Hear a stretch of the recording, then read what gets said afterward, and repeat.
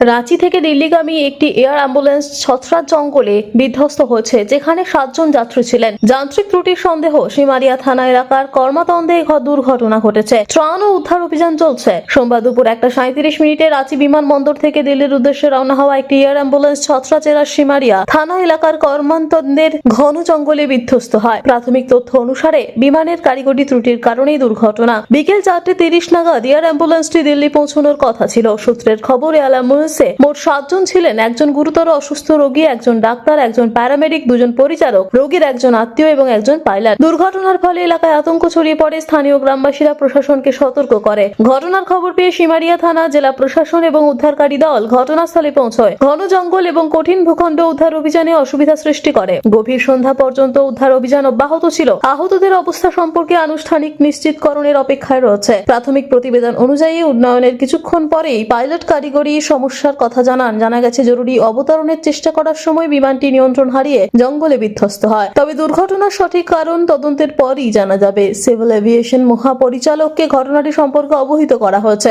একটি তদন্ত দল পাঠানো হতে পারে। প্রশাসন জনসাধারণকে ঘটনাস্থলের কাছে জড়ো হওয়া এড়াতে এবং গুজব এড়াতে আবেদন করেছে। এই দুর্ঘটনা রাজ্য জুড়ে উদ্বেগ ও শোকের পরিবেশ তৈরি করেছে। প্রশাসন শীঘ্রই বিস্তারিত তথ্য প্রকাশ করবে বলে আশা করা হচ্ছে। थंडरस्टॉर्म, तो जैसे हम लोगों को इन्फॉर्मेशन पता चला, हम लोग मेडिकल टीम के साथ जो है रश किए यहाँ पे, बट अनफॉर्चुनेटली डॉक्टर्स का टीम इन्होंने फाउंड डेड डिक्लेयर किया। तो हम लोगों ने उनका बॉडीज को निकाल करके पोस्टमार्टम के लिए और फर्दर इन्वेस्टिगेशन के लिए भेजे हैं।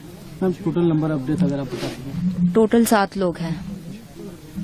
इसमें क्रू मेंबर भी हैं और टोटल 2 क्रू मेंबर्स हैं और बाकी 5 लोग जो है पेशेंट्स और पेशेंट के परिवार के लोग हैं। मैम कहाँ के ये लोग थे, कुछ आइडेंटिफाई हो पाए? बाकी डिटेल जो है वो हम लोग खोजने के लिए जो है व्यवस्था कर रहे हैं। एंड डेब्री और हटाने का क्या प्रोसेस है मैम? इसमें जो है कल सिविल एविएशन मिनिस्ट्री से जो है टीम आ रहे हैं। वो लोग इसका ब्लैक बॉक्स जो है आइडेंटिफाई करके इसका एक्सीडेंट का कारण वगैरह वो लोग ढूंढेंगे।